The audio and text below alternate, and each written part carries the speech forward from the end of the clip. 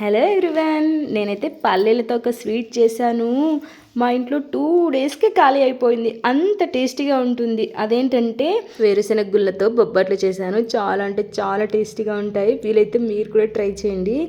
ఏం లేదండి, పల్లీలను ముందుగా వేయించుకొని పొట్టు కూడా తీసేసి తర్వాత మిక్సీ జార్లో ఇలా పల్లీలు తర్వాత బెల్లం కూడా వేసి ఫుల్ గ్రైండ్ చేసుకోవాలి. ఇది వీడియో స్కిప్ అయింది, సారీ అండి.